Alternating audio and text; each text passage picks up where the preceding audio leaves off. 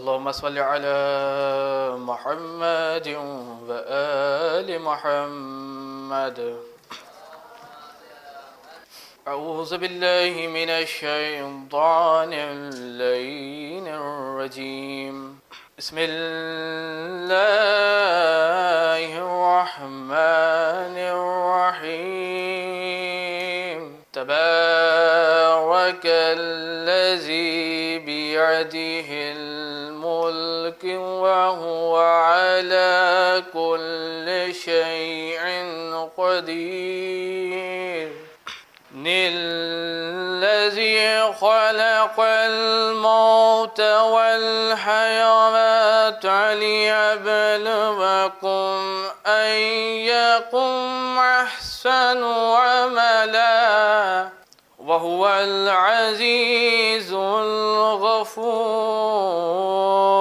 الذي خلق 7 سماوات طباقا ما ترى في خلق الرحمن من تفاوت فارجع البصر هل ترى من فطور ثم ارجع البصر كرتين ينقلب إليك البصر خاشعا وهو حسير. ولقد زينا السماء الدنيا بمصابيح وجعلنا رجوما للشياطين وأعتدنا لهم عذاب السعير. وللذين كفروا بربهم عذاب جهنم وبئس المصير. إذا ألقوا فيها سمعوا لها شهيقا وهي تفور تكاد تميز من الغيظ كلما ألقي فيها فوج سألهم خزانتها ألم يأتكم نذير. صدق الله العلي العظيم وصدق رسوله النبي الكريم. اللهم صل على محمد وآل محمد. الحمد للہ رب العالمین، الصلاۃ والسلام علی سید الانبیاء والمرسلین وعلی اہل بیتہ الطیبین الطاہرین ولعنۃ اللہ علی اعدائہم اجمعین. اما بعد فقد قال اللہ سبحانہ تبارک وتعالی فی محکم کتابہ الحکیم. بسم اللہ الرحمن الرحیم. وجعلنا منہم ائمۃ یہدون بامرنا لما صبروا وکانوا بآیاتنا یوقنون. صلوات بھیجیں پر محمد وعلی محمد.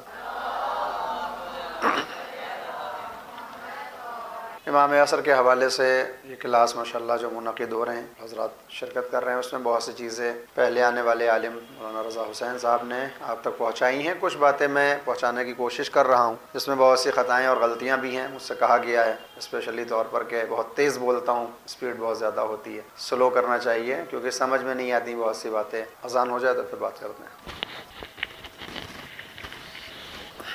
بسم اللہ الرحمن الرحیم. میں عرض کر رہا تھا کہ جو اسپیڈ ہے میرے بولنے کی اس سے کچھ لوگوں کو بہرحال پریشانی ہے. کچھ چیزیں ہوتی ہیں جو فطرت میں ہیں، نیچر میں ہیں، ان کو نہیں بدلا جا سکتا. میں پچھلے 25 برس سے تقریریں کر رہا ہوں، اپنے بچپنے سے تقریباً یہی انداز ہے. بہت کوشش کی ہے میں نے بدلنے کی کہ تھوڑی اسپیڈ سلو ہو جائے، لیکن نہیں ہو رہی ہے. آپ لوگ بھی دعا کریں میرے حق میں. اس میں دونوں کا نقصان ہوتا ہے. میرا نقصان ہوتا ہے کہ جو باتیں میں 3 مجلسوں میں پڑھ سکتا ہوں وہ ساری ایک مجلس میں بیان کرنا پڑتی ہیں. اگر میں رک رک کے بولوں لوگوں کو سمجھا کے تو بہت کم مواد دینا پڑے گا. تیاری زیادہ کرنا پڑتی ہے، محنت زیادہ کرنا پڑتی ہے. سامنے والے کو بھی بظاہر کئی موقعوں پر بات سمجھ میں نہیں آتی. تو یہ ایک مشکل ہے. آپ لوگ دعا کریں کہ اسپیڈ کم ہو کوشش کروں گا کہ کچھ رفتار کم ہو، لیکن جب بھول جاؤں گا تو پھر اسپیڈ ویسی ہی ہو جائے گی۔ آپ لوگ ریکارڈ کر ہی رہے ہوں گے کچھ لوگ، اور بقیہ یہ یوٹیوب پر مجھے بتایا گیا ہے کہ یہ ڈالے جا رہے ہیں۔ آپ لوگ بور ہوتے ہیں جب کسی کی مجلس سے کہ کیا پڑھ رہے ہیں، تو انٹو 2 کر دیتے ہیں یا 1.5 کر دیتے ہیں۔ میری تقریر جب آئے گی تو اسے مائنس کر دیجیے گا تاکہ جو ہے وہ آپ آسانی سے اسے سمجھ لیں۔ تو 1 گھنٹے کی تقریر 1.5 گھنٹے کی ہو جائے گی، پھر انشاءاللہ وہ چیزیں سمجھ میں آئیں گی۔ کوشش کروں گا بہرحال اپنی طرف سے بھی۔ کل جو باتیں بیان ہوئی تھیں اس میں یہ بھی کسی نے کہا کہ سوال کیسے بنیں گے، اس سے ایک چیز تو یہ سمجھ میں آئی کہ اصل میں یہ کلاسز معرفت امام کے لیے نہیں ہیں، انعام کے لیے ہیں، کہ ہمارے نمبر آنے چاہیے تاکہ انعام ملے۔ انعام بہت اچھی چیز ہے، نمبر بہت اچھی چیزیں ہیں، لیکن اس کلاس میں نیت کر کے آئیں کہ ہمیں کچھ سیکھنے کو ملے، کہ جو سیکھا ہوا انشاءاللہ جب ہم امام کے سامنے جائیں تو ان کے کام آ سکے۔ ہم سب کی کوشش ہونا چاہیے کہ ہم اپنی زندگی میں کچھ نہ کچھ ایسا ضرور کریں کہ جو ذریعہ بن جائے ہمارے امام کی معرفت کا۔ لہٰذا آپ جانتے ہیں کہ جب یہ کلاسز ختم ہوں گی یا درمیان کلاس 15 شعبان کو اسی جگہ کے اوپر ایگزیبیشن لگائی جا رہی ہے، نمائش لگائی جا رہی ہے، تو آپ حضرات وہاں تمام افراد آئیں گے ہی، بچے بھی ہمارے اور خواتین و بچیاں بھی۔ آپ لوگ کرافٹ اپنے ہاتھ سے کچھ ایسا بنا کر لائیں، کوئی بھی چیز ہو سکتی ہے، کوئی پینٹنگ ہو سکتی ہے، کوئی ماڈل ہو سکتا ہے، کوئی حدیث ہو سکتی ہے، کوئی کتابت میں حدیث لکھی ہوئی ہو سکتی ہے۔ تو اپنے ہنر پارے اس کو کہتے ہیں اردو میں، اپنے ہنر کا کوئی بھی چیز، ایسی کوئی بھی حصہ لے کر آئیں یہاں، اس کو لگائیے گا۔ اس میں اگر وہ یعنی جلب توجہ ہوتی ہے، کیا کہیں گے اس کو، یعنی لوگوں کو پسند آتی ہے، تو پھر اس میں آپ کو انعامات سے بھی نوازا جائے گا۔ تو انعام تو ملے گا، مگر ہو سکتا ہے کہ وہی آپ کی ایک چھوٹی سی کاوش آپ کو امام سے تھوڑا اور نزدیک کر دے۔ تو ان کلاسز میں بھی انشاءاللہ اسی نیت سے آئیں کہ ہم امام سے نزدیک ہو جائیں۔ انعام اپنی جگہ ہے، مادی انعام کتنے دنوں کے لیے ہوتا ہے۔ بہرحال پھر بھی جب ہم طالب علم تھے اور ابھی بھی طالب علم ہی ہیں، ایک شوق ہوتا ہے انعام اور نمبر اور سوالات کا۔ سوال کیسے آئیں گے؟ کل جو میں نے بیان کیا تھا اس میں جن لوگوں کے ذہن میں جو باتیں رہ گئی ہیں، ہر وہ بات جو آپ نے کل پہلی مرتبہ سنی ہے وہی سوال ہے۔ یعنی اس سے بہت سی چیزیں ہیں جو آپ بہت مرتبہ سن چکے ہیں، وہ سوال نہیں ہوگا جو عام چیزیں ہیں۔ جو نئی بات بتائی جائے گی ہر دن وہ ہوگی سوال کے لائق۔ مثلا 2 میں سوال کر ہی لوں تاکہ تھوڑا سا وہ ختم ہو جائے کہ دعائے کمیل کس موقع پر تعلیم کی گئی، یہ سوال ہو سکتا ہے۔ اب یہ سوال تو نہیں آئے گا، سب لکھنے شروع کر دیا ہے سب نے، یہ سوال تھوڑی آئے گا، یہ تو سب کو ریکارڈ پہ آ گیا۔ اس طرح کا سوال ہو سکتا ہے کہ مثال کے طور پر دعائے کمیل کب تعلیم کی گئی، کون سی جنگ تھی وہ، کس نے پوچھا تھا، یہ سب کو معلوم ہے کس نے پوچھا تھا کمیل، تو یہ سوال تو نہیں آئے گا۔ کس جنگ سے واپسی پر ہوا ہے؟ جنگ کون سی جنگ تھی؟ جنگ جمل سے واپسی پر۔ جنگ جمل جب فتح یاب ہو گئی اور پھر جب امام واپس آنے لگے تب شب نیمہ شعبان میں سوال کیا ہے حضرت کمیل نے، اور تب یہ جواب دیا۔ تو اس طرح کے سوال آئیں گے۔ کل چونکہ مقدماتی گفتگو تھی تو بہت سے سوال پہلی اسپیچ سے نہیں ہوتے ہیں، ایک ہی 2 سوال ہوں گے۔ بقیہ سوال آج سے ہوں گے، یعنی آج جو اب 3-4 دن کلاس ہیں انشاءاللہ ان میں سوالات بنیں گے۔ آپ کو جو کتاب معرفی کی گئی ہے یہ آپ سب کے پاس ہے، PDF موجود ہے۔ جو سرفصل ہیں یعنی جو آپ کے سلیبس میں ہیں وہ بھی آپ کو بتایا گیا ہوگا کہ کون کون سی چیز آپ کے نصاب میں شامل ہے۔ اس کتاب میں سب سے آخری چیپٹر جو ہے میں اس سے شروع کروں گا کیونکہ سب سے اہم ہے، اور وہ کیا ہے کہ جو امام منتظر کے انصار ہیں ان کے صفات کیا ہیں۔ یعنی اگر کوئی واقعی امام کا انتظار کر رہا ہے اور ان کے سپاہیوں میں شامل ہونا چاہتا ہے تو پھر اس کے اندر کون سے صفات ہونے چاہیے۔ یہ صفات اگر ہم اپنے اندر پیدا کرنے کی کوشش کریں گے اور پیدا کر لیں گے تو انشاءاللہ ہم امام کے انصار میں شریک ہوں گے۔ کون سے انصار ہیں یہ؟ میں نے کل ایک زمرہ آپ کے سامنے بیان کیا تھا کہ سب سے پہلے 313 افراد کہ جو سب سے قریبی ہوں گے وہ کیسے امام تک پہنچیں گے، وہ بھی ایک بحث ہے، وہ بھی انشاءاللہ بیان کروں گا۔ تو اب ان کے اندر کون سے صفات ہیں، ایک جملے میں اگر ہم زندگی بھر یاد رکھنا ہو تو آپ یاد رکھیں جو صفات امام حسین کے ناصروں کے اندر پائے جاتے تھے کربلا کے میدان میں، شہدائے کربلا میں جو صفات تھے وہی صفات امام زمانہ کے اصحاب کے اندر پائے جاتے ہوں گے۔ کیوں ہے ایسا؟ کیونکہ ایک انقلاب سن 61 ہجری میں ہوا ہے امام حسین کے یہاں، اور دوسرا انقلاب یہ ہونے والا ہے۔ اس طرح کا انقلاب نہ امام حسین سے پہلے ہے اور نہ امام حسین کے بعد کسی بھی امام نے ایسا قیام نہیں کیا ہے، امام آخر کریں گے۔ لہٰذا بہت سی مناسبتیں ہیں امام حسین میں اور اپنے زمانے کے امام میں۔ مثال کے طور پر جس مہینے میں امام آخر کی پیدائش ہے اسی مہینے میں امام حسین کی پیدائش ہے، بہت سی مناسبتیں ہیں۔ روز جمعہ امام زمان کا دن ہے، دنوں کے اعتبار سے ہر دن کو چند معصوموں سے منسوب کیا جاتا ہے، یکشنبہ کسی سے، دوشنبہ کسی سے۔ اس کو آسان یاد کرنے کا بڑا اچھا طریقہ بھی ہے، وہ بتا دوں گا کون سا دن کس سے منسوب ہے، اس کو یاد کرنا ہو تو بہت اچھا فارمولہ ہے۔ خیر، روز جمعہ امام آخر سے منسوب ہے، اور جمعے سے پہلے والی شب جو کہلاتی ہے شب جمعہ، وہ کس سے منسوب ہے؟ امام حسین سے۔ گویا امام حسین کی یاد میں جب پوری رات واقعی معنی میں کوئی بسر کرتا ہے، شب جمعہ پوری گزارتا ہے امام حسین کی یاد میں، تو جب صبح ہوتی ہے تو وہ امام زمان کی خدمت میں حاضر ہو جاتا ہے۔ لہٰذا شب جمعہ امام حسین سے منسوب ہے اور روزہ جمعہ حضرت امام زمان سے۔ تو جو صفات امام حسین کے اصحاب میں تھیں وہی صفات امام زمان کے سپاہیوں میں ہوں گی۔ وہ چند کیا ہے؟ سب سے پہلی صفت کہ وہ صالح، نجیب اور فقیہ ہوں گے۔ یہ تین لفظ کیا ہیں، ان کا معنی کیا؟ صالح بالکل واضح ہے، قرآن میں بار بار عمل صالح کی بات کی گئی ہے نا، ایمان کی بات کی گئی ہے۔ اور جب یہ عمل صالح کی بات ہے تو اس کا مطلب اس میں صرف مرد شامل نہیں ہیں، عورتیں بھی عمل صالح کرتی ہیں۔ کیسے کرتی ہیں؟ سورہ نحل، اب یہ لکھنے والی بات نہیں، سورہ نحل آیت نمبر 97 میں اللہ نے عمل صالح کی مثال رکھی ہے اور گویا ایک تشبیہ رکھی ہے اور ایک پیغام پہنچایا ہے۔ آیت کیا ہے؟ سورہ نحل، نون ہے لام، عربی میں نحل کہتے ہیں شہد کی مکھی کو، شہد کی مکھی نحل کہلاتی ہے، لہٰذا اس کے نام سے یہ سورہ منسوب ہے۔ مکی سورہ ہے، یہ مکے میں نازل ہوا تھا۔ کچھ اس کی آیتیں ہیں جو مدینے کی طرف، کچھ علماء کا یہ کہنا ہے کہ بعض آیتیں مدنی ہیں لیکن زیادہ تر سورہ جو ہے وہ مکے میں نازل ہوا ہے۔ اس سورہ کی صفت یہ ہے کہ اس کے اندر اللہ نے نعمتوں کا تذکرہ کیا ہے۔ ایک سورہ ہے سورہ رحمان جس میں نعمتوں کا تذکرہ ہے اور ہر نعمت کے بعد یہ کہا ہے کہ کس کس نعمت کو ٹھکراؤ گے، اور دوسرا سورہ جس میں نعمتیں بیان ہوئی ہیں وہ سورہ نحل ہے۔ اس میں بھی بہت سی نعمتیں ہیں، جسمانی نعمتیں، روحانی نعمتیں، مکان کی نعمت، والدین کی نعمت، یہ ساری نعمتیں تذکرہ ہوئی ہیں۔ اس کی آیت نمبر 97 میں اللہ کہتا ہے من عمل صالحا، اس کو لکھیں اور اس آیت کو ہمیشہ یاد رکھیں، بالخصوص خواتین کے مطلب کی یہ آیت ہے۔ من عمل صالحا، جو کوئی بھی عمل صالح کرتا ہے،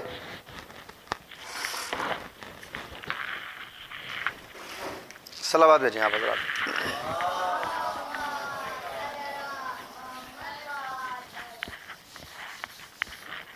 سورہ نحل آیت نمبر 97، اس کو اس طرح سے بھی لکھتے ہیں آپ لوگ، 97، ٹھیک۔ من عمل صالحا من ذکر او انثی وہو مؤمن فلنحیینہ کیا ہے؟ حیاتاً طیبہ۔ موبائل ہیں سب کے پاس؟ موبائل ہیں سب کے پاس؟ نہیں ہے، جن کے پاس ہے ان میں قرآن کا سافٹ ویئر ہے، سبھی کے پاس ہوگا۔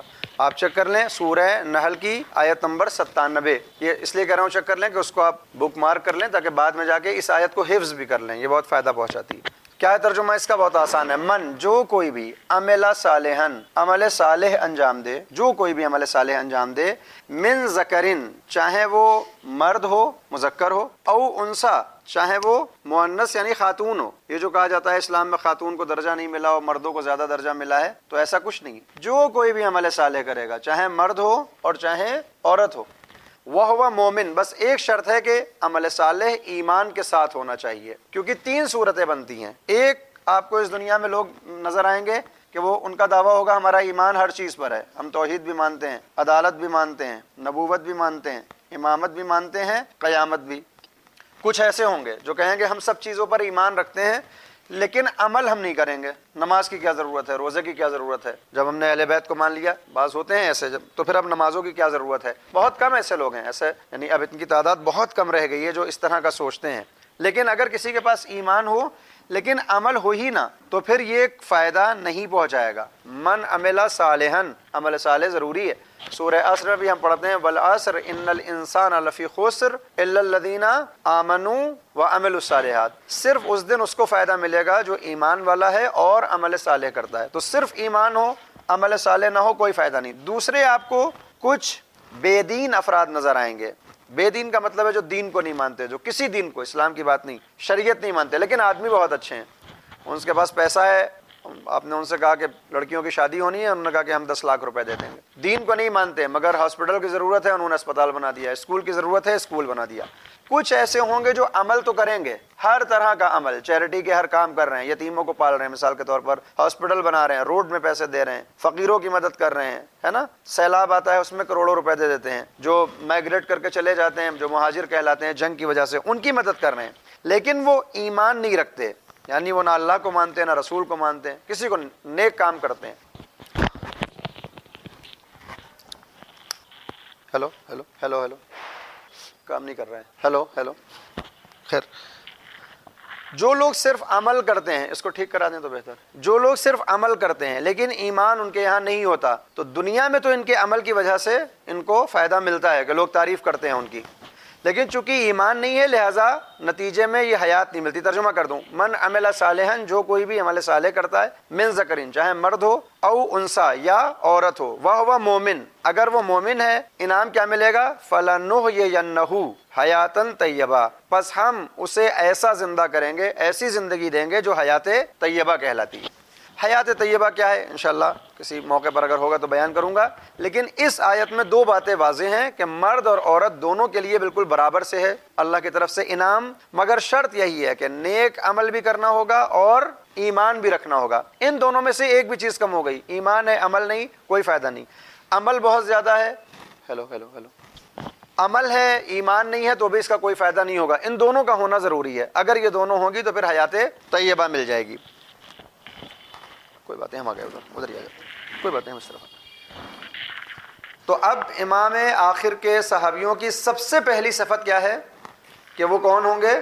صالح ہوں گے، یعنی ان کے اندر نیک کاموں کا جذبہ پایا جاتا ہوگا، مگر عمل صالح ایمان کے ساتھ، صرف اچھے کام نہیں بلکہ ان کے پاس ایمان ہوگا، صالح افراد ہوں گے. اس کے علاوہ فقیہ ہوں گے. اگر آپ نے PDF پڑھا ہے تو پہلی شرط میں کیا ہے؟ صالح، فقیہ اور نجیب. تو صالح تو واضح ہو گیا کہ جو نیک کام کرے. فقیہ جب ہم لفظ کہتے ہیں تو بہت سے لوگ سوچتے ہیں یعنی صرف فقہا یعنی مجتہد یعنی علماء اس میں شمار ہوں گے. نہیں، فقیہ کا مطلب ہے جو تفقہ کرتا ہو. فقیہ یعنی تفقہ. اب تفقہ کیا ہے؟ یعنی اس کے اندر دین کی سمجھ پائی جاتی ہو. فقاہت کسے کہتے ہیں؟ یعنی دین کو سمجھنا. فقیہ کون ہوتا ہے؟ جو دین کو پوری طرح سمجھ لیتا ہے. ویسے فقیہ ایک اصطلاح ہے، عالم کو فقیہ کہا جاتا ہے، لیکن جو کوئی بھی اپنے دین کے بارے میں جانکاری رکھتا ہے، معلومات رکھتا ہے، ہر چیز کو قبول نہیں کرتا آسانی سے. چونکہ دادی امی نے کہا تھا کہ عرفہ ہوتا ہے لہٰذا ہم عرفہ کریں گے، اپنا دماغ ہی نہیں لگا رہا ہے، وہ چلتا چلا آ رہا ہے. تو یہ نہیں. فقیہ کا مطلب یہ ہے کہ اگر دینی کام کوئی کر رہا ہے تو اس کے پیچھے اس کے پاس دلیل ہوگی، سمجھ ہوگی، رسم و رواج نہیں.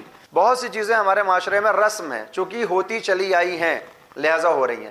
امام کے صحابیوں کی پہلی صفت ہے صالح ہونا، اور دوسری ہے تفقہ فی الدین. دین کے معاملات میں وہ اپنی عقل کا استعمال کریں گے، ہر چیز کو قبول نہیں کریں گے، ہر چیز کو قبول نہیں کیا جائے گا. اب بہت سی باتیں ایسی ہیں جو معاشرے میں نہیں کہی جاتی ہیں، لیکن میں بہرحال کہتا ہوں اور پھر کہوں گا. مثال کے طور پر آج سے کئی برس پہلے، آپ لوگ بہت چھوٹے چھوٹے ہوں گے، اس وقت بارہ کے پاس ایک لائٹ کا معجزہ ہو گیا تھا. بغیر سوچے سمجھے ہر آدمی دوڑتا چلا جا رہا تھا وہاں. یہاں تک ہوا کہ جہاں پر وہ بتایا گیا کہ صاحب سواریاں اتری تھیں، سواری اترتی ہیں اس کا انکار نہیں ہے، مگر اس جگہ پر اتری یا نہیں اتری اس کو بغیر سوچے سمجھے لوگ وہاں پہنچ گئے، اور جہاں پر وہ گویا گھوڑے کے پیر کے نشان تھے اس کی خاک کھودنا شروع کی، اور معلوم یہ ہوا کہ بڑے بڑے گڈھے بن گئے. کیا ہوئی؟ مٹی کا سب لے کے تبرک سمجھ کے لے کے چلے گئے. وہ خوب رہا تماشا 1 مہینہ 2 مہینہ پتہ نہیں کتنے دن. اس کے بعد معلوم یہ ہوا کہ صاحب وہاں لائٹ ہاؤس میں کچھ غیر مسلم افراد بیٹھے ہوئے تھے جن کو بس ایک سمجھ میں آیا کہ چلو کوئی کھیل کرتے ہیں، اور انہوں نے لائٹ جلائی اور اس طرح سے فرضی معجزہ بنایا گیا، اور لوگ جوک در جوک اور بسوں پہ بسیں وہاں پہنچنے لگیں. تو یہ دیندار انسان کی علامت نہیں. ہر چیز کو فوراً نہیں قبول کر لینا ہے، ہر چیز کو فوراً نہیں ماننا ہے، ہمارے پاس عقلی دلیل ہونا چاہیے. تو امام کے صحابی بھی کیا ہوں گے؟ نہ صرف یہ کہ صالح ہوں گے بلکہ ان کے اندر سمجھ ہوگی. اسی لیے چھٹے امام مولا امام جعفر صادق علیہ الصلوۃ والسلام مومن کی علامتوں میں سے ایک علامت اپنے اجداد سے روایت کرتے ہوئے فرماتے ہیں کہ مومن کیس ہوتا ہے. کیس یعنی جس کو ہم اپنی زبان میں سمجھیں تو چالاک ہوتا ہے. مومن بے وقوف نہیں ہوتا، یعنی جو ہر کسی کے کہنے میں آ جائے، ہر بات قبول کر لے، کبھی کسی سے کوئی اعتراض نہ کرے، کبھی کسی کے ساتھ کوئی اختلاف نہ ہو اس کا، ہر غلط بات بھی کہے چھوڑو جاننے دو کا. نہیں، مومن یہ نہیں ہوتا. مومن کیس ہوتا ہے، عقل مند ہوتا ہے، ذہین ہوتا ہے، چالاک ہوتا ہے. تو امام کے صحابیوں کی ایک صفت ہے صالح ہونا، دوسری ہے فقیہ. فقیہ کا مطلب یہ نہیں ہے کہ وہ فتوے دیتا ہو، دین کی سمجھ اس کے اندر ہوتی ہے. تیسرا نجیب ہوگا. نجیب یعنی شریف النسب، نسب کے اعتبار سے شریف ہوگا، نجیب ہوگا. اب اس کا مطلب کیا ہے؟ اس کا مطلب یہ ہے کہ ہم اپنے بچوں کی تربیت اس طرح کریں کہ وہ شریف النسب کہلائیں، یعنی کوئی ان کی ذات سے ایسا کام نہ جاری ہو کہ جو ان کی شرافت یا ان کے خاندان پر انگلی اٹھائے. امام کے جتنے بھی صحابی ہوں گے خاندان کے اعتبار سے، تربیت کے اعتبار سے سب پاک و پاکیزہ ہوں گے، سب پاک و پاکیزہ ہوں گے۔ امام کے صحابی ہیں تو ہر کوئی اس میں شامل نہیں ہو سکتا، جیسے امام حسین کے صحابیوں میں ہر کوئی شامل نہیں تھا۔ آپ اگر 28 صفر سے لے کر 10 محرم تقریباً 6 مہینے کچھ دن ان کا پورا تاریخ اٹھا کر دیکھیں گے امام حسین کی، تو اس 6 مہینے کے سفر میں بہت سے افراد امام حسین کے ساتھ چلے ہیں مدد کے لیے، مگر جیسے جیسے آگے بڑھتے گئے ان میں کمی آتی گئی ہے۔ بہت سے لوگ یہ کہتے ہیں، لوگ کہنے کی بات ہے کہ امام حسین کو کوئی چھوڑ کر نہیں گیا، ورنہ جب آپ مقتل پڑھیں گے تو آپ کو ایسے نام نظر آئیں گے جو چھوڑ کر گئے ہیں امام کو، کیونکہ ان کے اندر وہ صلاحیت نہیں تھی۔ جوش میں آ کے امام کے ساتھ چلے تو گئے، مگر بعد میں انہیں سمجھ میں آیا کہ نہیں، یہ گھاٹے کا سودا ہے، تو انہوں نے اپنا راستہ بدل لیا۔ یہ ہیں مقاتل کے اندر، اس کو پڑھا نہیں جاتا عام طور پر۔ تو بہت سے لوگ امام کے ساتھ چلے مگر آخر تک نہیں پہنچے۔ وہیں دوسری طرف آپ دیکھیں کہ بہت سے افراد یزید کے فوج میں ہیں، شمر کے ساتھ چلے، عمر سعد کے ساتھ چلے، مگر کربلا پہنچتے پہنچتے انہوں نے اپنا راستہ بدل لیا۔ ہو سکتا ہے آپ کہیں کہ صاحب وہ تو کوئی ایک ہی تو تھا، وہ استثناء تھا، اور نہیں، 30 لوگوں کی فہرست ہے، 30 یا 31 لوگ ہیں جو یزیدی لشکر سے نکل کر امام حسین کی طرف آئے ہیں۔ حضرت حر کا نام اس لیے مشہور ہے چونکہ وہ سردار تھے، اپنی فوج کے کمانڈر تھے، 1000 کا رسالہ ان کے پاس تھا، 1000 فوجی ان کے پاس تھے، تو ان کے قول، ان کے عمل اور ان کی ہر حرکت کو لکھا گیا، ان کے ہر کام کو لکھا گیا۔ مگر جو اسی 90,000 کے لشکر میں یا 30,000 کے لشکر میں چھوٹے چھوٹے سپاہی تھے، جب امام حسین نے اپنی مدد کے لیے بلایا تو بہت سے لوگ آ گئے۔ 31 افراد ملتے ہیں الگ الگ روایات میں جو امام کے ساتھ آئے۔ یہ میں نے کیوں بتایا؟ یعنی صرف امام کے ساتھ ہونا کافی نہیں ہے، امام کے ساتھ مقصد تک پہنچنا یہ ضروری ہے۔ بہت سے لوگ امام کے ساتھ جاتے ہیں، بھٹک جاتے ہیں۔ مولا علی کے ساتھ بہت سے لوگ تھے جب امام نے اپنی حکومت کو بنایا ہے، تو جب جنگیں ہوئیں تو پہلی جنگ میں وہ ساتھ میں نظر آتے ہیں، جنگ جمل میں امام حسین مولا کائنات کے ساتھ ہیں، مگر جب صفین ہوئی تو وہ پلٹ گئے۔ بہت سے ایسے لوگ ہیں یعنی شروعات میں امام کے ساتھ ہیں، بعد میں امام کے مخالف ہو گئے۔ صفین کی جنگ میں، شروعاتی جنگ میں، چونکہ 2 حصوں میں یہ جنگ ہے، پہلے حصے میں امام کے ساتھ ہیں، مگر جب دوسرا حصہ ہونے والا ہے تو امام کو چھوڑ کر چلے گئے۔ امام علی نے 4 جنگیں لڑی ہیں۔ کون بتائے گا کون سی جنگیں؟ ہاتھ اٹھائے خالی۔ اور کون بتائے گا؟ مولا علی نے پیغمبر کے بعد اپنی حکومت کے دور میں کتنی جنگیں لڑی ہیں؟ یہ سب تو پتہ ہونا چاہیے آپ سب کو۔ شاباش۔ اور کون؟ بتاؤ بیٹا، 2 جنگوں کا نام بتا دو۔ شاباش۔ نہیں، یہ پیغمبر کے زمانے میں تھی۔ ہاں، جو جنگیں پیغمبر کے زمانے میں ہوئی ہیں وہ الگ ہیں۔ پھر پیغمبر کے دنیا سے جانے کے بعد 25 سال آپ سنتے ہیں مجلسوں میں، مولا اپنے گھر میں ہیں، کوئی جنگ نہیں لڑی ہے۔ خلافتیں ہیں دوسروں کی، پہلے کی، دوسرے کی، تیسرے کی، مگر سن 36 ہجری میں، یہ لکھوں یہ باتیں یا آپ لوگ خود لکھ لیجئے، مائک نہیں جائے گا وہاں، سن 36 ہجری میں، 36 ہجری کا مطلب ہے پیغمبر کے مدینے آنے کے 36 سال کے بعد، اور پیغمبر کے دنیا سے جانے کے تقریباً 25 سال کے بعد جب مولا علی کو خلافت ملی، حکومت ملی، گویا امام تو وہ ہمیشہ سے ہیں، جب ظاہری حکومت ان کے پاس آئی ہے 36 ہجری میں، اور 40 میں امام کی شہادت ہے۔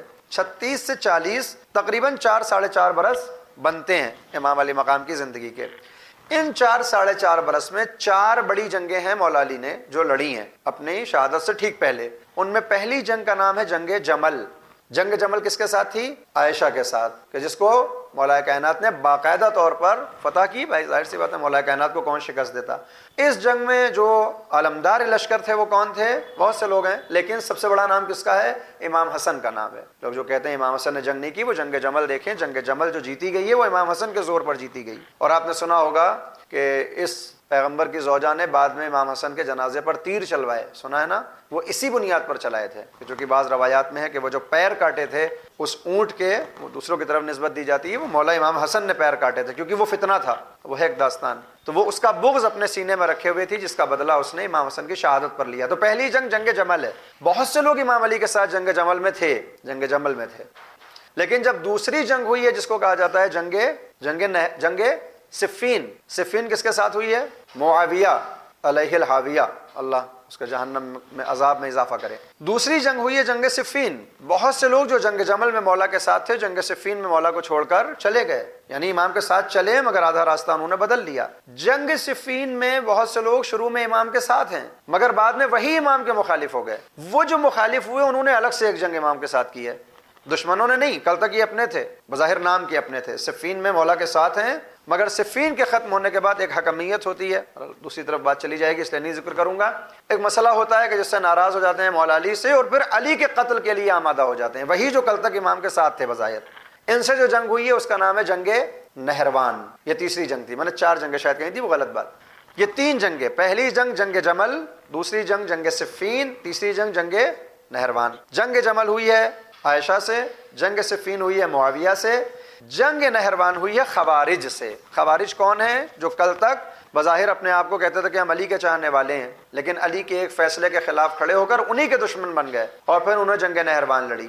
ابن ملجم جو مولا علی کا قاتل ہے، اور جودہ بنت اشعث جو امام حسن کی قاتلہ ہے، اور شمر ذی الجوشن جو امام حسین کا قاتل ہے، ان تینوں قاتلوں کا گھرانہ امام علی کے انہی صحابیوں سے جا کر ملتا ہے۔ صحابی تو نہیں کہیں گے، یعنی انہی سپاہیوں میں سے جو بعد میں مخالف ہو گئے۔ ابن ملجم مولا کائنات کے سپاہیوں میں شامل تھا، علی کے ساتھ جنگ لڑ رہا تھا، مگر بعد میں مخالف ہوا، خود ہی اس نے مولا علی کے سر پر ضربت لگائی۔ جودہ بنت اشعث کا باپ اشعث بن قیس کندی، یہ خود جنگ صفین میں مولا علی کی طرف سے جنگ کر رہا تھا، مگر بعد میں مخالف ہو گیا، ایسا مخالف کہ بیٹی نے خود امام حسن کو شہید کر دیا۔ اور یہ شمر ذی الجوشن، یہ بھی بعض تاریخ میں ملتا ہے کہ صفین میں اس نے بھی جنگ کی تھی، یہ قیدی بنا کے آیا گیا تھا، اس کو بعد میں امام حسین نے اس کی سفارش کی، پھر یہ امام کے ساتھیوں میں گویا اپنے آپ کو کہنے لگا کہ نہیں ہم آپ کے سپاہی ہیں، ہم آپ کے اوپر جان دیں گے، بعد میں یہی امام حسین کا قاتل قرار پایا۔ صحابی تو نہیں ہے بہرحال، مگر بعد میں اس کا دعویٰ تھا کہ ہم آپ کو چاہتے ہیں اس لیے کہ آپ نے مجھے اسارت سے نکالا ہے۔ تو یہ 3 بڑے نام جو ہیں یہ سب کون ہیں؟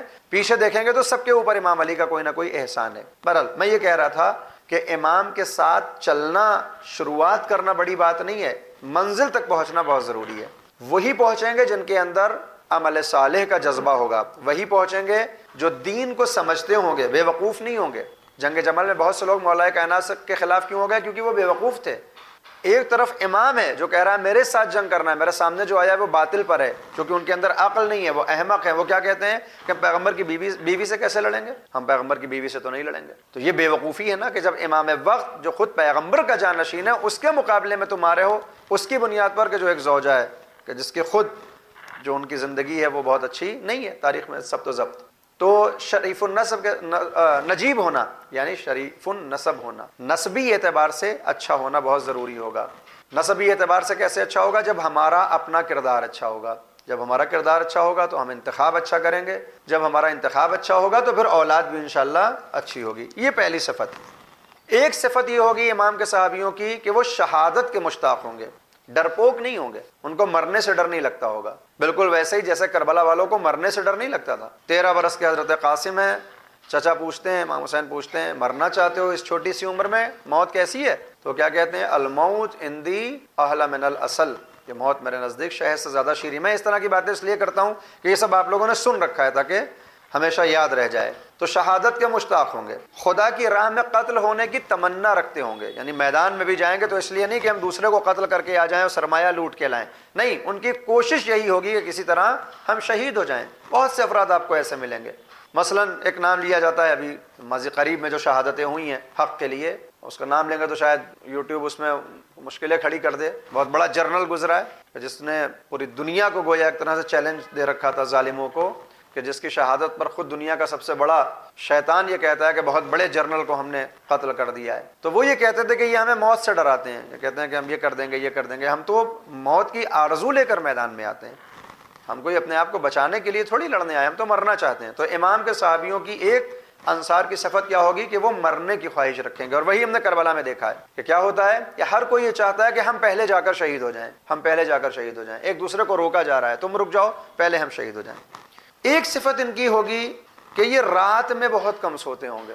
ہم لوگوں کا حال یہ ہوتا ہے کہ بس ادھر شام آئی اور لیٹ گئے اور صبح ہوئی تو اٹھ گئے، لیکن امام کے انصار میں ایک صفت یہ ہوگی کہ ایسے مردان خدا ہوں گے جو رات میں نہیں سوتے ہوں گے، اور راتوں میں ان کی آوازیں شہد کی مکھی کی طرح سے جیسے بھن بھناتی ہے، وہ دعائیں اور ذکر ایسے پڑھیں گے جیسے شہد کی مکھیاں بھن بھنا رہی ہوں۔ یہ جملہ بھی آپ نے سنا ہے نا کہ شب عاشور روایات یہ ہیں کہ سرکار سید الشہداء کے صحابیوں کی آوازیں ایسے سنی جا رہی تھی کہ جیسے شہد کی مکھیاں اپنے چھتے کے آس پاس بھن بھناتی، یعنی ایسے ذکر کر رہے تھے۔ وہ جو شب عاشور مہلت مانگی تھی وہ اسی لیے مانگی تھی تاکہ اللہ کا ذکر کریں، دعا پڑھیں، وظیفہ پڑھیں۔ تو امام زمان کے بھی سپاہیوں کی یہی صفت ہوگی۔ اسی لیے کہا جاتا ہے کہ اگر کوئی کامیاب ہونا چاہتا ہے، کامیابی 2 طرح کی ہوتی ہے، ایک دنیاوی کامیابی، ایک آخرت کی کامیابی۔ دونوں کامیابیوں کے لیے 3 کام اگر ہم کر لیں تو کامیاب ہو جائیں گے۔ ایک، کم بولنا، جو بہت سخت ہے، کم بولنا، ہم لوگ بہت بولتے ہیں۔ کم بولنا کامیابی کی ایک سند ہے۔ کم کھانا یہ کامیابی کی ایک سند ہے۔ بہت زیادہ جو کھانا کھا لیتا ہے پھر وہ سست ہو جاتا ہے, اس کو آرام کی ضرورت پڑتی ہے. تو کم کھانا اور کم بولنا. تیسری جو علامت معصومین کی طرف سے بیان ہوئی کامیابی کے لیے وہ ہے کم سونا. بہت زیادہ سونا نہیں چاہیے. آج میڈیکل سائنس البتہ کہتا ہے کہ 6 گھنٹے یا 8 گھنٹے سونا ضروری ہے, اور اسی کو لوگ صحیح سمجھتے ہیں. یہ مقولہ بن گیا ہے کہ 6 گھنٹے سونا ضروری ہے, ورنہ جیسا آپ اپنے بدن کو عادی بنا لیں گے ویسے ہی آپ کی عادت پڑ جائے گی, پھر وہ آپ کو نقصان نہیں پہنچاتا. ضروری نہیں ہے 6 گھنٹے سویا جائے. مراجع کرام مشکل سے 4 ساڑھے 4 گھنٹے سوتے ہیں. 24 گھنٹے میں زیادہ سے زیادہ 4 ساڑھے 4 گھنٹے سوتے ہیں. معصومین ہمارے کتنا سوتے تھے؟ جتنا مغرب اور عشاء کے درمیان وقت ہوتا ہے. کتنا وقت ہوتا ہے؟ مغرب کی اذان ابھی کتنے بجے ہوئی؟ 6 بجے. عشاء کی اذان کس وقت ہو رہی تھی؟ تقریباً 8 بجے, وہ بھی آج کے زمانے میں. یعنی یہ 2 گھنٹے, یہ 2 گھنٹے بھی زیادہ ہیں. اذان لیٹ دی گئی ہوگی, ورنہ 7:15 بجے شاید عشاء کا وقت آ جاتا ہوگا, 7:15 ساڑھے 7 پر. مغرب اور عشاء کے درمیان جتنا وقت ہوتا ہے اتنی ہی دیر معصوم سوتے تھے اور پوری رات جاگتے تھے. ان کو کوئی میڈیکل پریشانی نہیں ہوئی. اب کوئی کہے اگر یہ کہ صاحب وہ امام تھے ان کا الگ مسئلہ تھا, تو نہیں. امام نوری پیکر ضرور ہیں, مگر جب دنیا میں آئے ہیں تو وہ انسانی مزاج لے کر آئے ہیں. ان کے اندر وہی صفات ہیں جو انسان میں ہوتی ہیں. اگر وہ انسانوں کے علاوہ کوئی ہوں گے تو ہمارے لیے آئیڈیل کیسے بنیں گے؟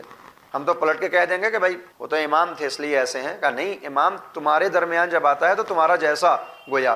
اب تمہارے جیسے کا مطلب یہ نہیں ہے کہ معذاللہ امام اور ہم برابر ہو گئے, یعنی وہ تمام چیزیں جو ہماری خواہش ہیں, جو ہماری ضرورت ہے, وہ امام کی ضرورت ہوتی ہے. اس کے باوجود امام بہت کم سوتے ہیں. تو امام زمان کے انصار کی ایک صفت یہ ہے کہ سوتے بہت کم ہوں گے. کیا کریں گے پھر یہ جاگ کر؟ عبادت کرتے ہیں رات میں, نمازیں پڑھتے ہیں, قرآن پڑھتے ہیں, تدبر کرتے ہیں. ہاں, کبھی نماز نہ بھی پڑھیں. اب یہاں تک علماء نے فرمایا کہ رات کا جاگنا اتنا فائدہ مند ہے کہ اگر آپ پوری رات نہیں بھی جاگ سکتے ہیں تو فجر سے کچھ دیر پہلے جاگیں. کتنی دیر پہلے؟ اب یہ آپ کے اوپر ہے. 1 گھنٹہ پہلے جاگیں, 2 گھنٹے پہلے جاگیں. یہاں تک اجازت دی گئی ہے کہ آپ آدھا گھنٹہ بھی پہلے نہیں اٹھ سکتے ہیں تو آپ 10 منٹ پہلے جاگیں. فجر سے پہلے کچھ بھی نہیں کر سکتے آپ, نہیں دل نہیں ہو رہا ہے نماز پڑھیں, دل نہیں ہو رہا ہے صبح صبح قرآن پڑھیں. تو کتنی آسانیاں دی ہیں ہمارے علماء نے. یہاں تک کہا گیا کہ صرف جاگے ہیں تو اٹھ کے بیٹھ جائیں, 1 مرتبہ کہیں السلام علیکم یا ابا عبداللہ. امام حسین کو 1 مرتبہ سلام کر لیں, بس یہی کافی ہوگا. یعنی یوں تو جو بھی کریں جتنا زیادہ کریں اچھا ہے, لیکن اگر صرف 1 مرتبہ امام حسین کو سلام بھی کر لیا تو یہی کافی ہے, اور ایسے افراد کو رات کے جاگنے والوں میں شمار کیا جائے گا. نماز نہ بھی پڑھے تو صرف یہ 1 جملہ کم سے کم کہے, یہی پھر بعد میں عادت بن جاتی ہے. تو امام کے صحابی رات میں نہیں سوتے ہیں. ہم سوئیں ضرور, مگر نماز فجر سے پہلے جاگنے کی عادت ڈال لیں. بہت فائدے ہوتے ہیں اس وقت. نماز صبح سے پہلے اگر آپ اٹھیں تو بہت زیادہ برکت ہوتی ہے اس وقت میں. اگر آپ کو کوئی آیت حفظ کرنی ہے, کوئی حدیث حفظ کرنی ہے, کوئی روایت حفظ کرنی ہے, عربی کا کوئی جملہ حفظ کرنا ہے, کوئی دعا حفظ کرنی ہے, تو دن میں اگر آپ کو 1 گھنٹہ لگے گا اس کو حفظ کرنے میں, نماز صبح سے پہلے وہ کام 12-15 منٹ میں ہو جاتا ہے. سناٹا ہوتا ہے, کوئی پریشان کرنے والا نہیں ہے. ابھی دن بھر کا کوئی ٹینشن بھی ہمارے ذہن میں نہیں ہوتا, تازہ دم ہوتے ہیں, فوراً بیٹھے ہو, اور اب پورا جو ہمارا تمرکز ہوتا ہے وہ اسی آیت پر یا اسی دعا پر ہوتا ہے, بہت جلدی یاد ہوتی ہے. اور یہ بہرحال جو لوگ پاس کر چکے ہیں ان کے لیے تو نہیں, مگر جو ابھی اسکولنگ میں ہے, اگر ان کو کوئی آنسر نہیں یاد ہوتا ہے, کوئی جواب نہیں ان کا حل ہو رہا ہے, تو وہ صبح کے وقت ایک بار کوشش کر کے دیکھیں, ذہن تازہ ہوتا ہے, اس کا فائدہ ملے گا. ایک صفت یہ ہے کہ رات میں خوف الہی سے لرزہ بر اندام اور دن میں مانند شیر نر ہوں گے. یعنی یہ ایسے افراد ہوتے ہیں کہ جب لوگ دشمن ان کے سامنے آتا ہے تو یہ شیر نر ہوتے ہیں, ان کے اندر اتنی طاقت ہوتی ہے. لیکن جب یہ خدا سے راز و نیاز کرتے ہیں تو پھر کیا ہوتا ہے؟ یہ روتے ہیں, گڑ گڑاتے ہیں. اسی لیے آپ نے وہ روایت سنی ہوگی کہ سلمان فارسی نے حضرت زہرا سے آ کر کیا کہا کہ بی بی غضب ہو گیا, غضب ہو گیا. کیا ہو گیا؟ کہ میں نے علی کو دیکھا کہ صحرا کی جانب جا رہے تھے اور وہ کھڑے ہوئے نماز کے لیے, اور ایسے گر گئے کہ مجھے لگتا ہے کہ اب ان کی روح ان کے بدن سے نکل چکی ہے, اور بالکل جیسے ایک چادر ہوتی ہے ویسے پڑے ہوئے ہیں زمین پر, ہوش میں نہیں ہے اپنے. مجھے لگتا ہے کہ روح ان کی نکل گئی. حضرت زہرا نے کہا کہ سلمان تم نے آج یہ پہلی مرتبہ دیکھا ہے, میں تو روز دیکھتی ہوں کہ علی جب یاد خدا کے لیے نماز میں کھڑے ہوتے ہیں تو ان کے اوپر اللہ کا خوف ایسا طاری ہوتا ہے کہ مانو ان کی روح ان کے بدن سے نکل گئی ہو. تو امام کے صحابیوں کی ایک صفت یہ ہے کہ وہ رات میں رو کر اپنا وقت گزارتے ہیں. ہم لوگ اتنے خالص نہیں ہیں, ہم اتنے زاہد نہیں ہیں, تو علماء نے کہا کہ اس میں اگر بہت زیادہ نہیں بھی رو سکتے ہیں تو کوشش کریں سجدے میں سر رکھیں اور اپنے گناہوں کی معافی مانگتے ہوئے 1 قطرہ ہی آنکھوں میں لے آئیں. یہاں تک کہا گیا کہ مکھی کے پر کے برابر, مکھی کا پر کتنا چھوٹا سا ہوتا ہے, اس پر کے برابر بھی اگر آنکھ میں آنسو آ گیا خوف الہی سے, خشیت الہی سے, تو یہ چھوٹا سا آنسو ہمارے جہنم کو بجھانے کے لیے کافی ہوتا ہے. ایک جو سب سے بڑی صفت ہے, یہ آپ لوگ لکھ رہے ہیں نہیں لکھ رہے ہیں صفات, میں پھر سے بول دوں, اچھا ابھی تک لکھ لیں. ایک صفت وہ صالح، فقیہ اور نجیب ہوں گے۔ لکھیں، امام کے صحابیوں کی پہلی صفت صالح، فقیہ، نجیب ہوں گے۔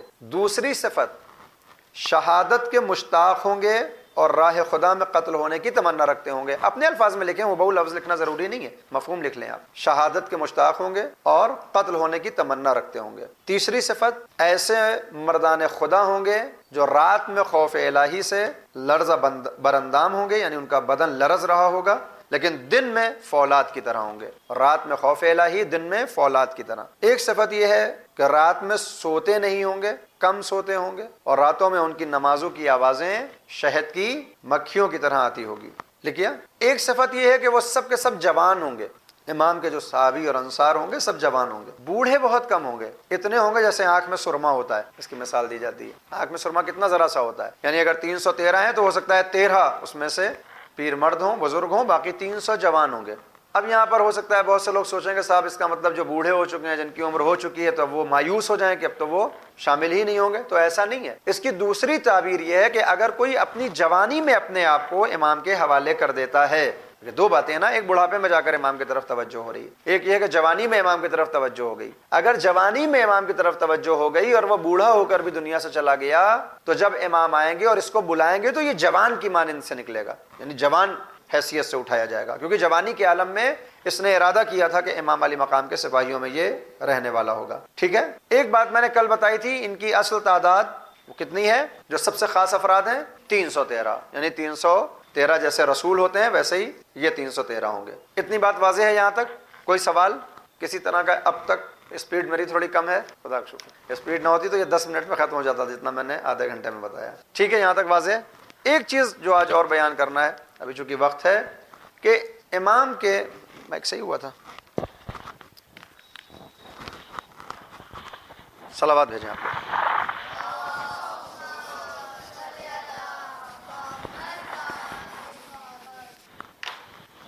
امام کے ظہور کی علامتیں بتائی جاتی ہیں کچھ نا، کہ امام کب آئیں گے اس کی علامتیں ہیں۔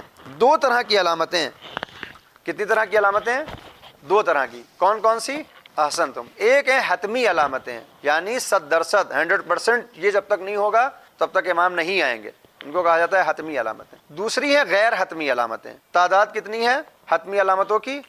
کون بتائے گا؟ غیر حتمی کتنی علامتیں ہیں؟ ہزاروں علامتیں ہیں جو روایات میں آئی ہیں کہ جب یہ ہو جائے گا تو امام آئیں گے، جب یہ ہو جائے گا تو امام آئیں گے، جب یہ ہونے لگے گا تو امام آئیں گے۔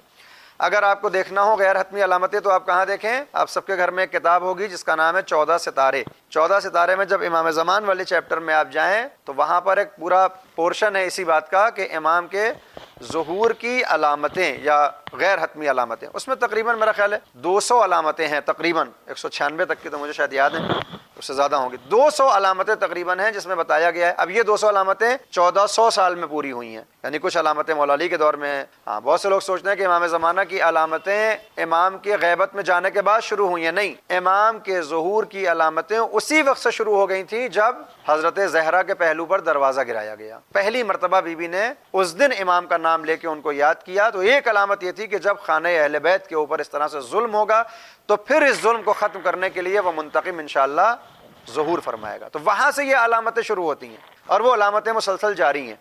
کچھ علامتیں حتمی ہیں جو 5-6 علامتیں ہوتی ہیں، 2 اس میں سے ایسی ہیں اگر الگ کر دیں تو 6 ہو جاتی ہیں، ایک ہی میں شامل کر لیں تو پھر 5 بن جاتی ہیں۔ جب تک وہ نہیں ہوں گی تب تک ظہور نہیں ہونے والا ہے۔ وہ علامتیں نہیں بتاؤں گا، پچھلے برس میں نے بتائی تھیں، یہ علامتیں پچھلے سال بتائی تھیں؟ نہیں بتائی تھیں۔ چلیں، پہلی علامت میں اردو لکھ رہا ہوں، عربی لفظ نہیں لکھوں گا۔ آسمانی چیخ، اس کو سحر آسمانی کہا جاتا ہے۔ آسمان سے ایک چیخ آئے گی، ایک چیخ، ایسی چیخ کہ جو پوری دنیا میں سنی جائے گی اور آدمی متوجہ ہو جائے گا کہ اب امام علی مقام کا ظہور ہونے والا ہے۔ یہ پہلی علامت ہوگی۔ دوسری علامت سفیانی کا خروج۔ سفیانی یہ کون ہے؟ سفیانی ابو سفیان کی نسل سے ایک باقی رہ جانے والا حیوان ہے، انسان نہیں ہے نا، وہ پوری نسل ہی حیوان۔ تو یہ وہ حیوان ہے کہ جو خروج کرے گا۔ قیام ہوتا ہے ایک خروج ہوتا ہے، دونوں یعنی حکومت کے خلاف قیام کرنا۔ اگر ظالم حکومت کے خلاف ہو تو قیام کہلاتا ہے، اور اگر حق حکومت کے خلاف ہو تو خروج کہلاتا ہے نا۔ تو یہ جو سفیانی ہوگا یہ خروج کرے گا، یہ حکومت کے خلاف۔ کہاں سے کرے گا؟ یہ شام میں یہ ظاہر ہوگا۔ اسی لیے بہت سے لوگ سوچتے ہیں جو جولانی آیا ہے یہ سفیانی ہے، نہیں، اتنا بھی آسان نہیں ہے۔ اسی طرح سے ایک حکومت ہوگی جاری کہ جس کو پلٹنے کے لیے یہ ابو سفیان کی نسل سے ایک، اس کا نام ابن انبسا بھی ملتا ہے، عثمان ابن انبسا، بہت سے نام ہیں، ایک نام اس کا یہ نکلے گا اور پورے شام کو یہ فتح کر لے گا۔ شام صرف سیریا نہیں، شامات کہلاتا ہے وہ، اس میں جارڈن بھی شامل ہو جاتا ہے، اس میں فلسطین بھی شامل ہو جاتا ہے، پورے پہ قبضہ کر لے گا۔ یہاں سے نکلے گا پھر یہ عراق، اس کو قبضے میں کرے گا، ایسے چل کے آئے گا، پورا شام قبضے میں کرے گا، عراق سے پھر یہ نکلے گا حجاز کی طرف، جسے آج سعودی عرب کہا جاتا ہے، ٹھیک ہے، حجاز، مکہ مدینہ۔ جب یہ شام سے عراق اور عراق سے حجاز کی جانب جائے گا، تو جب سعودی عرب پہنچ جائے گا تو مکے اور مدینے کے بیچ میں ایک جگہ ہے بیدا، ٹھیک ہے، مکہ، جو لوگ ابھی آپ میں سے تو شاید نہیں گئے ہوں گے، جو لوگ جائیں گے وہ سمجھ میں آئے گا ان کو، 350 کلومیٹر کا تقریباً فاصلہ ہے مکے اور مدینے میں، تو مدینے اور مکے کے بیچ کی ایک جگہ ہے جسے بیدا کہا جاتا ہے۔ جب یہ پورا شام فتح کر لے گا، عراق فتح کر لے گا، بعض حصے عرب کے بھی فتح کر لے گا، اور جب یہاں پہنچے گا تو پھر ایک معجزہ یہ ہوگا کہ زمین دفن ہو جائے گی، زمین جو ہے وہ دھس جائے گی، ٹھیک ہے، کیا کہتے ہیں اس کو، اور ہندی میں کہتے ہیں بھوسکھلن، یعنی زمین کا دھس جانا۔ یہ زمین جو دھسے گی تو اسی میں یہ بھی چلا جائے گا اور اس کا خاتمہ ہو جائے گا، ہے نا، یہ ایک روایت کے اعتبار سے۔ تو اس سفیانی کا خروج جو ہے وہ حتمی علامتوں میں سے، یہ ساری چیزیں ان میں یعنی حتمی نہیں ہے، کچھ آگے پیچھے ہیں، کچھ روایات میں کچھ ہے، کچھ روایات میں کچھ۔ اصل کیا ہے؟ آسمانی چیخ، سفیانی کا خروج۔ تیسرا، جب سفیانی خروج کریں گے تو یمانی بھی نکلیں گے، یمانی کا خروج یا یمانی کی آمد کہہ لیں۔ یمانی کون ہے؟ سفیانی نگیٹو کردار ہے، یہ امام کا دشمن ہے، اور یمانی ان کے نام سے یمن کے رہنے والے ہوں گے، ان کا نام یمانی، ان کے الگ الگ طرح کے نام آئے ہیں، مشہور نام کیا ہے؟ یمانی یمن سے نکلیں گے، ٹھیک ہے، سفیانی شام سے نکلے گا اور یہ یمن سے، یہ امام کا دشمن ہے، اور یمانی کون ہوں گے؟ امام کے دوست ہوں گے، یہ امام کے پاس جائیں گے بیعت کرنے کے لیے۔ تو جب تک یہ نہیں آئیں گے ظہور نہیں ہوگا، جب تک یہ نہیں آئیں گے ظہور نہیں ہوگا، یہ نہیں آئیں گے ظہور نہیں ہوگا۔ چوتھا ہے نفس زکیہ کا قتل، نفس زکیہ کا قتل۔ یہ نفس زکیہ کیا ہے؟ نفس زکیہ کسی کا نام نہیں ہے، نفس زکیہ یعنی ایسا شخص جس کے اندر بہت زیادہ تقویٰ، بہت زیادہ پرہیزگاری، بہت نیک ہوگا، زاہد زمان ہوگا، اس کو کعبے کے پاس جب وہ عمرہ کرنے کے لیے جائے گا یا حج کرنے کے لیے جائے گا، کچھ بھی ہو سکتا ہے، جب وہ کعبے کے پاس جائے تو اس کو شہید کر دیا جائے گا۔ ظالم حکومتیں کیا کریں گی؟ اسے شہید کر دیں گی۔ جس برس یہ نفس زکیہ کا قتل ہوگا اسی سال یہ سارے آثار نمودار ہونے لگ جائیں گے۔ کل میں آپ سب سے علامتیں پوچھوں گا، امام کے آنے کی حتمی علامتیں، جو بتائے گا اس کو انشاءاللہ کچھ نہ کچھ انعام دیا جائے گا۔ تاریخوں کے اعتبار سے اگر دیکھیں تو بعض روایات میں ہے کہ 15 رجب کو یہ سفیانی کا خروج ہے، 15 رجب کو، اور 15 ہی رجب کو یمانی کا خروج ہوگا۔ رجب گزر جائے گا، شعبان گزرے گا، رمضان کی 22 یا 23ویں شب، 22 کا دن گزر کر جو 23ویں شب آتی، شب قدر، اس دن یہ آسمانی چیخ ہوگی، آسمانی چیخ نہیں، کہاں گیا یہ آسمانی چیخ۔ سفیانی کا خروج 15 رجب، آسمانی چیخ 23 رمضان، شب قدر، شب 23 یا 23 رمضان۔ پھر رمضان ختم ہوگا، ذیقعد ختم ہوگا، ذی الحج ختم ہو جائے گا، ٹھیک، ذی الحج جب چونکہ یہ دو علامتیں ہو چکی ہوں گی تو پھر کیا ہوگا کہ لوگ جو واقعی معنی میں امام کے چاہنے والے ہیں وہ سمجھ جائیں گے کہ اب جو ہے وہ ظہور ہونے والا ہے۔ ان کی پہلی کوشش یہ ہوگی کہ وہ اپنے آپ کو کعبے تک پہنچا دیں۔ کیوں؟ کیونکہ ظہور کہاں سے ہونا ہے؟ ظہور کعبے کے پاس سے ہونا ہے۔ جب یہ دو باتیں ہو جائیں گی تو چاہنے والے سمجھ جائیں گے کہ اب ظہور ہونے والا ہے، کسی طرح اپنے آپ کو کعبے تک پہنچا دیں۔ تو حج ہونے والا ہوگا رمضان کے بعد، جب حج کا موقع آئے گا تو تمام چاہنے والے مکے میں جمع ہو جائیں گے، مکے میں جمع ہو جائیں گے۔ کیسے پہنچیں گے یہ مسئلہ ہے جس کے لیے ہم نے اتنی ساری باتیں بتائی ہیں۔ کیسے مکے پہنچیں گے؟ دو طرح کی روایات ہیں۔ ایک یہ ہے کہ ایسے ہی پہنچیں گے، اپنے پاسپورٹ لے کر، ویزا لگوا کر پہنچیں گے، جو عام طریقہ ہے، جیسے کسی ملک میں جاتے ہیں تو پہلے ویزا لیتے ہیں، ٹکٹ لیتے ہیں، بیٹھتے ہیں اور اتر جاتے ہیں۔ تو ایک تو یہ ہے کہ ایسے ہی جائیں گے، عام جو اس زمانے کا جو کنوینس ہوگا اس کو استعمال کرتے ہوئے پہنچیں گے۔ دوسری روایت بڑی اہم ہے، وہ یہ ہے کہ یہ کسی مادی ذریعے کا استعمال نہیں کریں گے، جہاز کا استعمال نہیں کریں گے، آج کے دور میں دیکھیں یہ پانی کے جہاز کا استعمال نہیں کریں گے، یہ ٹرانسمیٹ ہوں گے، اور یہ کوئی ناممکن چیز نہیں ہے، ان قریب یہ انکشاف ہونے والا ہے، یہ بھی علم آ جائے گا۔ یہ کیا ہوں گے؟ اس کو اردو اور عربی میں ایک لفظ دیا جاتا ہے طی الارض۔ طی الارض کیا ہے؟ زمین کا تہ ہو جانا۔ طی الارض کیا ہے؟ ہم یہاں بیٹھے ہوئے ہیں اور اچانک یہاں، مثال کے طور پر اس کو ایسے سمجھیں کہ یہاں سے اس گیٹ کی ایک دوری ہے، اگر میں پیدل جاؤں گا تو 5 سیکنڈ لگیں گے، تو کچھ تو مجھے چلنا ہوگا نا، 200 300 400 میٹر۔ طی الارض یہ ہوتا ہے کہ مجھے کہیں نہیں جانا ہے، اس زمین کو کھینچ لیا جائے گا، اور جب میں اب آنکھیں کھولوں گا تو میں اپنے گیٹ کے پاس ہوں گا، اس کو طی الارض کہتے ہیں۔ آج کے زمانے میں اس کو سمجھنا چاہیں تو ٹرانسمیٹ ہونا، کہ ابھی ہم یہاں ہیں اور ابھی ہم نے ارادہ کیا ہم کہیں اور پہنچ گئے۔ تو دوسری روایت یہ ہے کہ جو لوگ امام کی مدد کرنے والے ہیں وہ اسی طرح سے طی الارض کے طریقے سے پہنچ جائیں گے۔ اس کے لیے 2 لفظ استعمال ہوتے ہیں۔ میں کتاب کا حوالہ اس لیے دے رہا ہوں کہ آپ لوگ کتاب ضرور پڑھیں۔ بالکل آخری صفحے سے پہلے 117 صفحے کی یہ کتاب ہے، صفحہ 116 کے اوپر آیا ہے جو پہلا نظریہ ہے، وہ اس میں ملتا ہے یجتمعون فی ساعۃ واحدہ، وہ 1 گھنٹے کے اندر جمع ہو جائیں گے۔ پاسپورٹ اور ویزے کے ذریعے 1 گھنٹے میں تو نہیں جا سکتے، ویزا لیں گے تو کچھ ٹائم لگے گا، ٹکٹ خریدیں گے کچھ ٹائم لگے گا، جہاز پہ بیٹھیں گے کچھ ٹائم لگے گا، کتنا بھی تیز سیارہ ہو، مگر یہ وہ افراد ہوں گے جو 1 گھنٹے کے اندر ادھر امام کی آواز گونجے گی اور یہ فوراً امام کے سامنے حاضر ہو جائیں گے۔ امام کے ظہور کے 2 حصے ہیں۔ ایک مرتبہ امام علی مقام ماہ رمضان میں اپنا دیدار کرائیں گے کہ لوگ متوجہ ہو جائیں کہ ظہور ہونے والا ہے، اور پھر اصل ظہور جو ہوگا وہ کب ہوگا؟ احسنتم، 10 محرم کو ہوگا۔ یہ 10 محرم کو کیوں ہوگا؟ کیونکہ حج کے موقع پر تمام چاہنے والے مکے میں جمع ہو چکے ہوں گے۔ ابھی جو لوگ حج پر جاتے ہیں آپ لوگوں نے سنا ہوگا کہ جو فلائٹس واپس آتی ہیں وہ محرم میں آ رہی ہیں، 4 محرم کو آ رہی ہے، 7 محرم کو آتی ہے نا۔ ذی الحجہ میں جاتے ہیں، 25 دن وہاں رکنا ہوتا ہے، کبھی کبھی اور زیادہ رکنا ہوتا ہے، جتنا سستا ٹکٹ ہوتا ہے اتنا زیادہ وہاں رکنے کا موقع ملتا ہے، تو بہت سے لوگ محرم میں آتے ہیں۔ تو اسی لیے جب سارے مسلمان حج کے موقع پر مکے میں جمع ہو جائیں گے تو 10 محرم کو امام علی مقام کا انقلاب ہوگا۔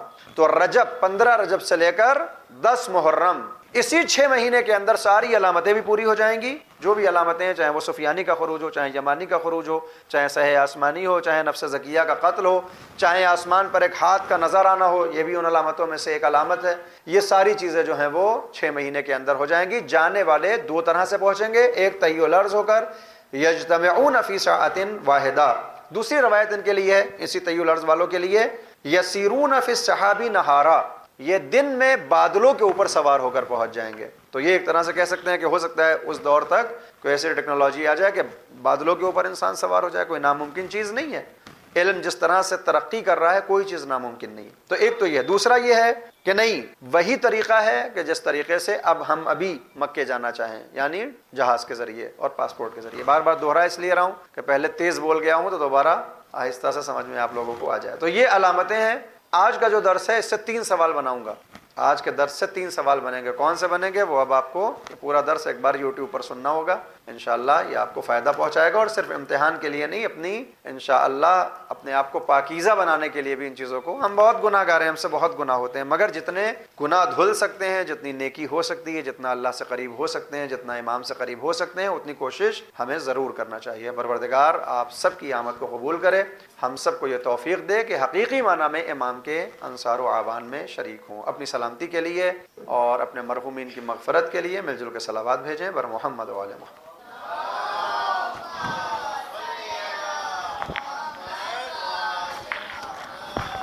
اگر سوالات ہوں تو آپ لوگ سوال پوچھ سکتے ہیں۔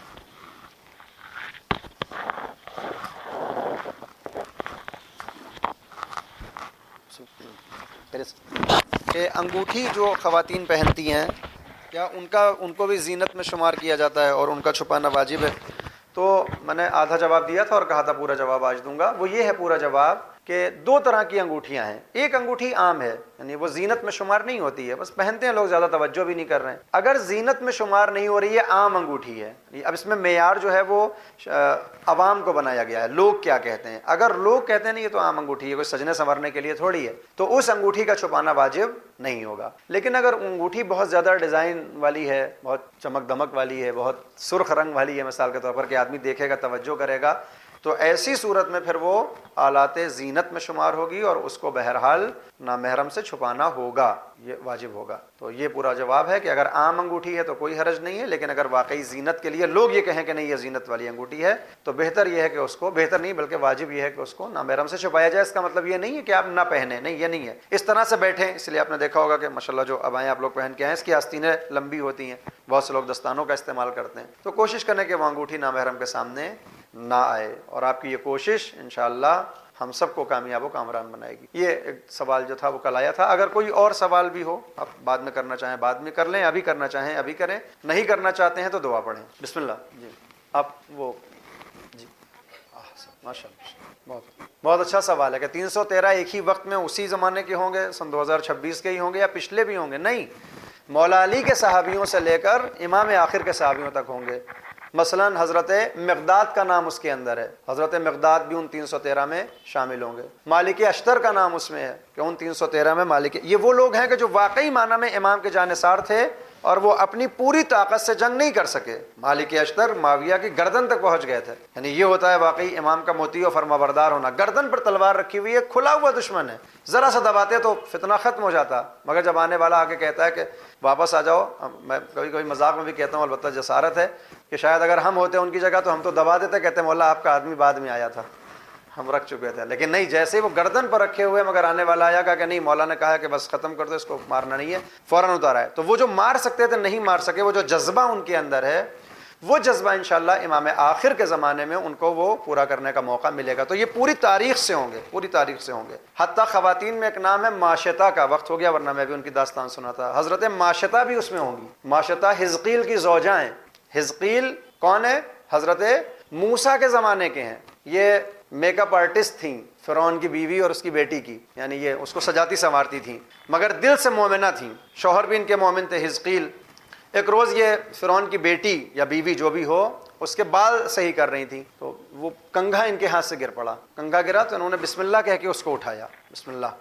جیسے ہی اس نے سنا بسم اللہ کا، یہ کون اللہ، کس کی بات کی؟ یہ میرا بابا تو نہیں ہے جسے تم اللہ کہہ کے پکارو، یہ کون ہے؟ اب انہوں نے کہا کہ اب تو راز تو کھل ہی چکا ہے، انہوں نے بتا دیا، کہا کہ ہم نہیں تمہارے باپ کو خدا تھوڑی مانتے ہیں، ہم اسے مانتے ہیں جو وحدہ لا شریک ہے۔ بیٹی نے فوراً باپ سے آگ لگائی آ کے کہ وہ تو تمہیں مانتی نہیں ہے، خدا ہی نہیں مانتی ہے، اس کو رکھا ہوا ہے تم نے۔ تو بلایا گیا، پیشی ہوئی، کہا کہ ہاں نہیں مانتے، کھل گیا تھا راز۔ تقیہ ایک حد تک ہوتا ہے، لیکن ایک موقع ایسا آتا ہے کہ جب نہیں، تقیہ سب کوئی فائدہ نہیں ہوتا۔ انہوں نے کہا کہ نہیں ہم نہیں مانتے ہیں۔ کہا سزا ملے گی؟ کہا دے دو سزا جو بھی ہو۔ کہا تمہارے بیٹوں کو قتل کر دیں گے؟ کہا قتل کر دو۔ تمہیں قتل کر دیں گے؟ قتل کر دیں۔ بیٹوں کو قتل کیا، ان کو قتل کرنے سے ڈرایا، بالکل آمادہ ہے، نہیں ہم نہیں مانیں گے خدا۔ ایک بچہ جھولے میں ہے 6 مہینے کا ان کا، کہا کہ نہیں مانو گے تو اس بچے کو بھی جلا دیں گے، اسی تندور میں ڈال کے اس کو جلا دیں گے۔ کہا ٹھیک ہے کرو۔ جب اس کو اٹھایا اور چاہتا یہ تھا کہ اس میں تندور میں ڈالیں، تو ظاہر سی بات ہے ماں ہے، تھوڑا سا رنج ہوا ان کو اور کچھ کہنا چاہتی تھی، تو بچے نے کہا، وہ 6 مہینے کا بچہ، معجزہ دیکھیں، اگر ماننے پہ آئے تو کیسے لوگ مان سکتے ہیں؟ 6 مہینے کا بچہ بول رہا ہے تبھی مان لیتا فرعون۔ تو ملتا کیا؟ اس بچے نے کہا کہ اماں آپ کو پیچھے ہٹنے کی ضرورت نہیں ہے، اس معاملے میں قربان ہونے پر آمادہ ہوں۔ تو کیا ہوا؟ اس بچے کو بھی جلا کر راکھ کر دیا، ان کو جلا کر راکھ کر دیا۔ تو یہ وہ بیوی ماشطہ ہیں جن کے لیے ملتا ہے کہ ان 313 افراد میں جو 50 خواتین ہوں گی، اس میں ایک حضرت ماشطہ بھی ہوں گی، کہ جن کو شہادت کو گلے لگانا پڑا، اپنے بچوں کی قربانی دینی پڑی، تو یہ وہ بھی ہیں۔ تو جواب آپ کا، آپ کہیں گی کہاں چلے گئے؟ سوال یہ تھا کہ ہیں کیا نہیں؟ تو پورے 1400 سال کی تاریخ، یا جب بھی ظہور ہوگا، شروع سے لے کے اس زمانے تک جس کے اندر یہ صفات پائے جائیں گے، ان کو امام اپنے انصار میں شامل کریں گے۔ 313 میں وہی افراد ہوں گے۔ میں کل 7 نام آپ کے سامنے بیان کروں گا پچھلی تاریخ کے، کہ جو امام کے صحابیوں میں شامل ہیں۔ 7 لوگوں کا نام ملتا ہے۔ اور کوئی سوال ختم؟ جی ہاں، بسم اللہ۔ میں نے ایگزیبیشن والا اعلان کر دیا۔ ہاں اچھا،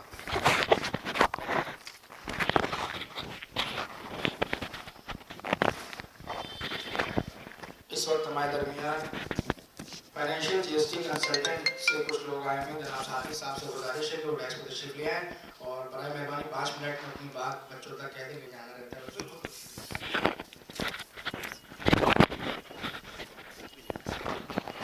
بسم اللہ الرحمن الرحیم۔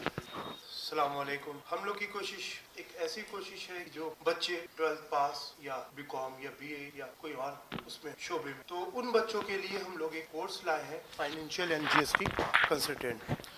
ان بچوں کو جو واقعی میں نیڈی ہیں، سب سے پہلے تو ایک بات کر لی جائے، جو نیڈی بچے ہیں وہ اس کورس کو جوائن کر سکتے ہیں۔ مولانا رضا صاحب کی پرمیشن سے وہ ہمیں نوٹ کر کے نیم بھیجیں گے، تو ان کے لیے فری آف کاسٹ ہے۔ اور یہ کورس 3 مہینے کا ہے، جس میں ہم لوگ پوری ٹیلی سے لے کر کے کیسے کام کرنا ہوتا ہے کسی فیکٹری میں، کسی انڈسٹری میں، تو یہ بچے جوائن کر سکتے ہیں۔ اور کوشش یہ ہے کہ جاب کے لیے بھی ہم لوگ پریفر کریں بچوں کو۔ ایرا یونیورسٹی میں یا بی بی ڈی یونیورسٹی میں یا انٹیگرل یونیورسٹی میں، وہ اس ٹائم پہ فائنل ہوگا جو بچے ہمارے کورس کو فائنلی کریں گے۔ اور آپ کو یہ ابھی براؤچر دے دیے جائیں گے جس میں کانٹیکٹ ڈیٹیل ہے، تو جیسا بھی کسی किसी को क्वेरी हो आप व्हाट्सएप भी हमें क्वेरी कर सकते हैं और इंशाल्लाह कोशिश ये रहेगी हमारी कि एक अच्छे प्लेटफॉर्म पे आप सबको जॉब के लिए भी आमादा करा जाए। बहुत से बच्चे बीकॉम कर रहे होंगे यहाँ पर, उनके लिए बेस्ट ऑफर है, वो भी ज्वाइन कर सकते हैं। जो बीकॉम नहीं कर रहे उनके लिए भी ऑफर है। अपनी फील्ड को चुने समझें और काफ़ी सारी और कोर्सेज भी हम लोग ला रहे हैं। जैसे इस टाइम पे एआई सब बच्चे जानते हैं एआई पे कैसे काम हो रहा है, तो वो भी हम लोग ला रहे हैं इंशाल्लाह। जल्द से जल्द वो भी इंशाल्लाह आपको आपकी नॉलेज में होंगे। ठीक है, बहुत शुक्रिया आप लोगों ने टाइम दिया। आगा बहुत शुक्रिया आपका। बिस्मिल्लाहिर्रहमानिर्रहीम।